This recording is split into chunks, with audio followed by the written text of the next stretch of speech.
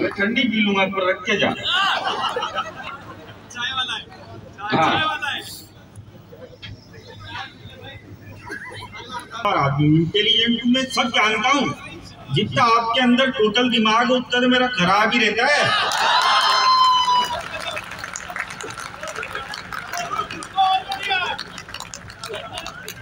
दरअसल क्या है भाई साहब, हम कभी 50% पागल होते हैं, क्योंकि 100% पागल तो वो होता है जो हमको बुलाता है।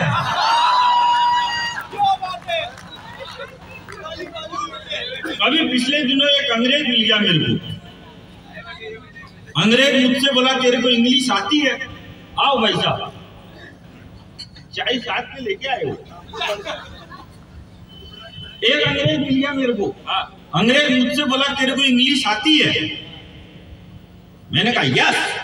हालांकि इंग्लिश ज्यादा हार्ड नहीं होती, बस उसमें थोड़ा पानी ज्यादा मिलाना पड़ता है। बहुत अच्छे, वो भी सॉफ्ट हो जाती है। अंग्रेज बोला इंग्लिश आती है? अरे मैंने कहा आती नहीं आती तू पूछ तो सही। बोले इंग्लिश आती है तो एक काम कर, वो जो लड़की साइड में खड़ी है उसको इंग्लिश में यहाँ बुला। अभी इतनी सी तो मेरे को आती थी, मैंने कह दिया बेबी प्लीज कम हियर। बढ़िया बोलना पड़ता है भाई, मैं तो ज्यादा पढ़ा लिखा नहीं हूँ, तो पढ़े लिखो जैसा करना पड़ता है। मैंने कहा बेबी प्लीज कम हियर। लड़की आ गई, बगल में खड़ी हो गई, लेकिन अंग्रेजी पढ़ता 1.5 छाना। बोला अब इसको इंग्लिश में वापस वहीं भेज। अब भाई साहब ये वाली मेरे को नहीं है, लेकिन मैं भी राजस्थान का आदमी, भगवान कसम में वहीं पे गया जहां से लड़की आई थी। एक बार जरा खुल के तालियां बजा दीजिए। वाह वाह। वहां जाके फिर बोल दिया प्लीज कम हियर। दिमाग से काम करना पड़ता है, आदमी के अंदर दिमाग होना चाहिए। मेरे साथ ऐसी घटना हो जाती है भाई साहब।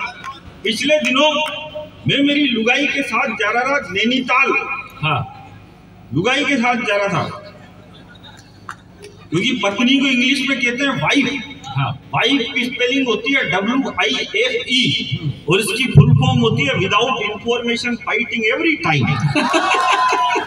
कभी भी लड़ने के लिए तैयार रहती है। अब आप कभी सम्मेलन देख रहे हो, आदमी अगर सुबह काम करने जाता है, शाम को 5 बजे अगर घर लौटता है तो उसको खाना गर्म मिलता है और लुगाई ठंडी मिलती है। और अगर वो रात को 12 बजे जाए तो खाना ठंडा मिलेगा और लुगाई तवे पे चढ़ी हुई मिलेगी। मैं मेरी लुगाई के साथ नैनीताल जा रहा था, एक दोस्त मिल गया, बोला अलबेला जी कहाँ जा रहे हो? अरे मैंने कहा लुगाई के साथ घूमने जा रहा हूँ नैनीताल। बोला बहुत बढ़िया भाई साहब। मैंने कहा बढ़िया क्या?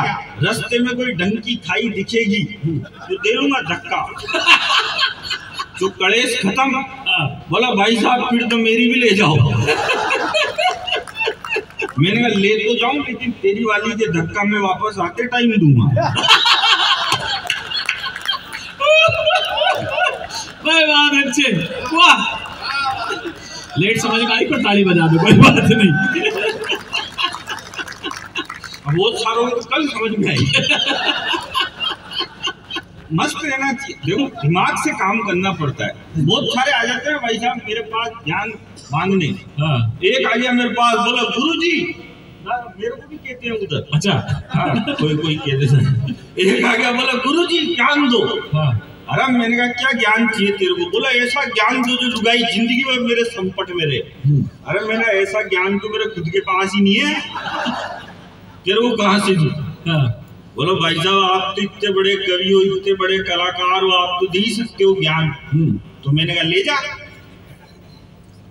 मैंने कहा करना क्या है?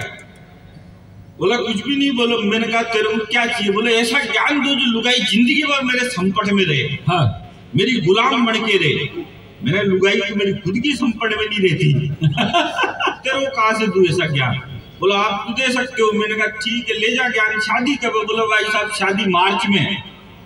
तो मैंने कहा कुछ भी नहीं करना, एक काम करना, शादी के पहले ही दिन तेरी लुगाई के पास एक दारू की बोतल ले जाके रख देना। तेरी लुगाई देखती कहेगी ये कैसा बेवड़ा पति मिल गया मेरा। शादी के पहले ही दिन दारू की बोतल लेके आ गया, ओपनिंग में ही तुसी के सामने दीवार पे फेंक के फोड़ देना और कह देना आज से तेरे प्यार में बंद। तेरी लुगाई जब तेरा इतना बड़ा त्याग और बलिदान देखे, इतना महान कार्य जो इतिहासों में लिखा जा सके वो देखेगी, तो जिंदगी भर तेरी गुलाम बन के रहेगी। उसने वैसा ही किया, शादी के पहले ही दिन दारू की बोतल लुगाई के पास ले जाके रखी। उसकी लुगाई देखते ही बोली ठीक है बढ़ाओ, लेकिन मेरे पेट में सोडा मत डालना।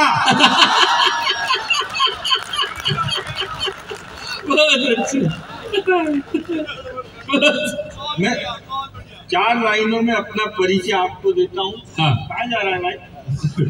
वही जा रहा है जहाँ मैं भी एक बार जाके आ चुका। वो हम ही थे जो बचपन में बचपना भूल गए थे। क्या बात है। वो हम ही थे जो बचपन में बचपना भूल गए थे। वो हम ही थे जो 23 साल की उम्र में फांसी के तख्ते पर झूल गए थे। मैं क्या, टाइम कम है तो मैं थोड़ा सा हंसाऊंगा भी, थोड़ा सा फंसाऊंगा कि वो हम ही थे जो बचपन में बचपना भूल गए थे। वो हम ही थे जो 23 साल की उम्र में फांसी के फंदे पर झूल गए थे। वो हम ही थे जिसने गर्भ में शिक्षा पाकर द्रोणाचार्य के चक्रव्यूह को तोड़ दिया था। वो हम ही थे जिसने गर्भ में शिक्षा पाकर द्रोणाचार्य के चक्रव्यूह को तोड़ दिया था। वो हम ही थे जिसने गर्भ में शिक्षा पाकर द्रोणाचार्य के चक्रव्यूह को तोड़ दिया था। इसकी लाइन में भूल गया, इसलिए दूसरी सुना रहा था। हम थे जिसने गर्भ में शिक्षा पाकर द्रोणाचार्य के चक्रव्यूह को तोड़ दिया था। वो हम ही थे जिसने अंगारों पर चलने का साहस जुटा लिया था, और एक जड़ी बूटी मांगी थी किसी ने तो पूरा पहाड़ हथेली पर उठा लिया था। वो पृथ्वी में गगन में वो है आग में समीर में, वो पृथ्वी में गगन में वो है आग में समीर में, गंगा की लहर लहर में वही है नीर नीर में, कृपाण में पिनाक में त्रिशूल में कुड़ीर में, वो छंद में रुबाई में वो सूर में कबीर में, और सजा लिया है पुष्प मैंने आरती के थाल का, मैं भक्त महाकाल का, मैं भक्त महाकाल का। क्या बात है, क्या बात है। वो पृथ्वी में गगन में वो है आग में समीर में, गंगा की लहर लहर में वही है नीर नीर में, कृपाण में पिनाक में त्रिशूल में कुलीर में, वो छंद में रुबाई में वो सूर में कबीर में, वो सीप में वो शंख में वो फूल में वो शूल में, मयंक की आभा वही वही धरा की धूल में, निर्माण में निर्वाण में खुशी में और आह में, वो धमनियों की धार में वो रक्त के प्रवाह में, ब्रह्मांड में पुलकित रहा आलोक जिसके नाम का, मैं भक्त श्री राम का, मैं भक्त श्री। वाह वाह वाह, क्या बात है, धन्यवाद सुरेश, वाह वाह। और ब्रह्मांड भी थर्रा उठा कोदंड के प्रहार से, वाह। ब्रह्मांड भी थर्रा उठा कोदंड के प्रहार से, सागर भी सूखने लगा जिसकी भुजा के वार से, दहाड़ सुन पहाड़ रास्ता टटोलने लगे, मेरे प्रभु ने छुआ तो पाषाण बोलने लगे। वाह वाह वाह सुरेश भैया, जिंदाबाद। और मैं 4 पंक्तियों पर इस पूरे सदन की तालियां चाहता हूँ। आपको लगे इस बालक ने अलवर की धरती पर कोई अच्छी सच्ची बात कही है, तो इस जमीन पर इस धरती पर जितने भी लोग बैठे हैं वो सब दोनों हाथ ऊपर उठाकर इस बच्चे को आशीर्वाद देना कि ब्रह्मांड भी थर्रा उठा कोदंड के प्रहार से, सागर भी सूखने लगा जिसकी भुजा के वार से, दहाड़ सुन पहाड़ रास्ता टटोलने लगे, मेरे प्रभु ने छुआ तो पाषाण बोलने लगे, हवाओं में फिजाओं में गवाक्ष पर कपाट पर लिखेंगे नाम गर्व से, आकाश के ललाट पर और दशो दिशा गुंजित रहा, पुरुषार्थ जिसके नाम का, अवधपुरी में बन चुका है भव्य धाम राम का। वाह वाह सुरेश, वाह, क्या बात है, अवधपुरी में बन चुका है भव्य मंदिर। जय श्री राम बोलना है तो एक साथ मेरे बोलना आप, जय जय श्री राम, जय जय श्री राम। एक 2 मिनट की बिल्कुल स्वागत। हाँ पढ़ दीजिए 2 मिनट। मैं हिंदुस्तान के सैनिकों पर सुनाना चाहता हूँ। जरूर जरूर जरूर स्वागत। अगर आप सुनना चाहते हो तो एक बार मेरे को तालियां बजा के बता दो। 2 मिनट से ज्यादा मैं दूंगा भी नहीं, क्योंकि ये कविता विशेष रूप से पंकज हमारे अर्पित भैया ने जो खेड़लीवाल कि उसका भी मन करता है। वाह वाह वाह वाह वाह। बस आप थोड़ा सा, क्योंकि मैंने अभी सुनाई नहीं और मेरी अभी ये कविता कंप्लीट भी नहीं हुई, लेकिन आपका आशीर्वाद मिलेगा तो मैं जरूर जरूर अच्छी कविता से लिखूंगा, इसलिए आप बढ़िया बढ़िया स्वागत, अग्रिम बधाई। कि उसका भी मन करता है बच्चों को घोड़ा बनकर पीठ पर घुमाने का, स्कूल जाने से पहले गुड़िया की चोटियां बनाने का। उसका भी मन करता है बच्चों को घोड़ा बनकर पीठ पर घुमाने का, स्कूल जाने से पहले गुड़िया की चोटियां बनाने का। मगर घर से निकल जाता है कर्तव्य का बीड़ा साथ में लेकर। मगर घर से निकल जाता है कर्तव्य का बीड़ा साथ में लेकर, पिता को दवाई कौन देगा ये बीड़ा साथ में लेकर। उसका कद हिमालय से भी बड़ा होता है, उसका कद हिमालय से भी बड़ा होता है, जो देश की रक्षा के लिए सरहद पर खड़ा होता है। वाह वाह। उसका कद हिमालय से भी बड़ा होता है, जो देश की रक्षा के लिए सरहद पर खड़ा होता है। वो सालों तक अपने आंगन के दर्शन नहीं करता, वो सालों तक अपने आंगन के दर्शन नहीं करता। वो रूखी सूखी खा लेता है मगर कभी जंतर मंतर पर प्रदर्शन नहीं। वो सालों तक अपने आंगन के दर्शन नहीं करता, वो रूखी सूखी खा लेता है मगर कभी जंतर मंतर पर प्रदर्शन नहीं करता। क्योंकि आपने देखा होगा भाई साहब, बेनाम रहा मुझे कोई नाम ना मिला, क्यों मुझे कभी कोई भी इनाम ना मिला। मुझ पर बना के फिल्म पा गए वो पद्मश्री, पर मुझे मेरी फसल का भी दाम ना मिला। और किसको मिलता है पद्मश्री? 2 ठुमके लगाने पर विद्या बालन को पद्मश्री का पुरस्कार दिया जाता है। वो करीना कपूर जो कहती है कि मूर्ख है हिंदुस्तान की औरतें जो करवा चौथ का व्रत रखती है, उनको पद्मश्री का पुरस्कार दिया जाता है। लेकिन माफ करना अलवर वालों, ये करीना कपूर, ये विद्या बालन, ये प्रियंका चोपड़ा, ये हमारी हीरोइन नहीं है, ये हमारी नायिका नहीं है। हमारी नायिका अगर कोई है तो झांसी की रानी है, जो अपने दूध पीते बच्चे को कमर पर बांधकर युद्ध के मैदान में उतर जाती है। हमारी नायिका अगर कोई है तो चित्तौड़ की महारानी पद्मिनी है, जो जलना पसंद करती है मगर झुकना पसंद नहीं करती। और माफ करना, ये विमल बेचने वाला अजय देवगन भी हमारा हीरो नहीं है। वाह, इस देश के 3 हीरो तो गुटखा बेच रहे तो भी नहीं बिक रहा। भाई तुमको बेचना है, दूध बेच लो, दही बेच लो, सीमेंट बेच लो, पर ये गुटखा बेच रहे हैं। भाई ये दिनेश देसी घी बेचे तो समझ में आता है भाई थोड़े पैसे की जरूरत है बेच ले, लेकिन जिनके बुर्ज खलीफा में फ्लैट वो गुटखा बेच रहे हैं। इसलिए कहता हूं ये विमल बेचने वाले हमारे हीरो नहीं हो सकते। हमारा हीरो अगर कोई है तो या तो खेत में खड़ा हुआ किसान है या फिर सीमा पर डटा हुआ जवान है। क्योंकि प्यार में हदें पार कर रही, प्यार में हदें पार कर रही है, और आजकल की लड़कियां तो डायरेक्ट सरहदें पार कर रही है। वाह वाह वाह। और पुरुष तो लुगाई के डर से बोलना भी पार नहीं कर पा रहा। एक वो सचिन था, हाँ, जो शॉट मारता था तो बॉल सीमा पार चली जाती थी। और एक ये सचिन है जो सीमा पार से सीमा को ही उठा के लिया है।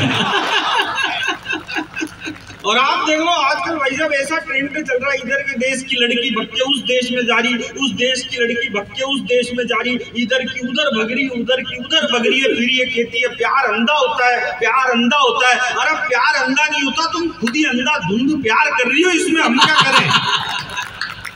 और इस देश में कुछ होना चाहिए तो सबसे पहले जनसंख्या बिल पास होना चाहिए। वाह वाह वाह। वो क्यों होना चाहिए ये तो सुनो। हाँ। क्योंकि वो सीमा पाकिस्तान से आई, हाँ, तो 4 साथ में लेके आई, और वो अंजू इंडिया छोड़ के पाकिस्तान गई तो खुद के 2 यही छोड़ गई। तो छह तो यही हो गए। होली पर पानी मत बहाओ, दिवाली पर पटाखे मत चलाओ, और खुद की पार्टियों में कोकीन छन रही है। लड़के शाहरुख की अदाओं पर मचल रहे हैं, लड़कियां दीपिका पादुकोण बन रही है। अरे बनना था तो सावित्री बनती, जो अपने मृत पति को जीवित कराने के लिए यमराज के समक्ष खड़ी रही। वाह, अच्छे। अरे बनना था तो सावित्री बनती, जो अपने मृत पति को जीवित कराने के लिए यमराज के समक्ष खड़ी रही, और 14 साल के वनवास के बाद भी उर्मिला लक्ष्मण के लिए पानी का गिलास लेकर खड़ी रही। वाह वाह वाह। और मैं अंतिम 4 पंक्तियां उस कविता की सुना देता हूँ जो बीच में छोड़ दी थी मैंने। हाँ। कि वो सालों तक अपने आंगन के दर्शन नहीं करता, वो रूखी सूखी खा लेता है मगर कभी जंतर मंतर पर प्रदर्शन नहीं करता। तो उसकी बेटी उसके पिता को फोन करके कहती है कि पापा जल्दी घर लौटना, मैं रात को सोने से पहले आपकी मूंछों में ताऊ लगाना चाहती हूँ, आपके बालों में कंघा घुमाना चाहती हूँ, छुट्टियों में नानी के घर जाऊंगी तो एक संदूक लेकर आना, और मैं भी सैनिक बनना चाहती हूँ, मेरे लिए भी एक बंदूक लेकर। छुट्टियों में नानी के घर जाऊंगी तो संदूक लेकर आना, और मैं भी सैनिक बनना चाहती हूँ, मेरे लिए भी एक बंदूक लेकर आना। मगर जैसा जाता है सैनिक वैसा घर नहीं आता, मगर जैसा जाता है सैनिक वैसा घर नहीं आता। धड़ तो आता है वापस उसका मगर सर नहीं आता। जैसा जाता है सैनिक वैसा घर नहीं आता, धड़ तो आता है वापस उसका मगर सर नहीं आता। तो वो लड़की अपनी दादी से पूछती है कि मेरे पिताजी ने ऐसा अपराध क्या किया था कि उनका सर वापस नहीं आया, कि मैं अपने पिताजी को देख भी नहीं सकती। तो उस दादी ने अपनी पोती को कहा, और वो क्या कहा, इन अंतिम 4 पंक्तियों में मैं अलवर की जनता का आशीर्वाद चाहता हूँ। स्वागत किया। वाह वाह। कि मैं नहीं मेरा विश्वास कहता है। वाह वाह। मैं नहीं मेरा विश्वास कहता है, गोरा बादल और कल्ला जी का इतिहास कहता है। मैं नहीं मेरा विश्वास कहता है।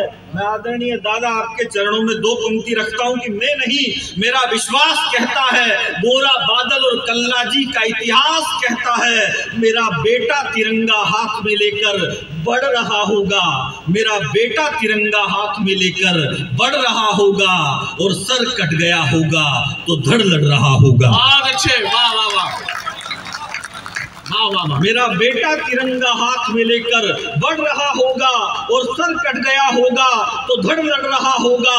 क्योंकि शूरवीरों के कदम कभी रुकते नहीं है, क्योंकि शूरवीरों के कदम कभी रुकते नहीं है। और बेटी तेरे पापा तिरंगे के अलावा किसी और के आगे झुकते नहीं है। बेटी तेरे पापा तिरंगे। धन्यवाद।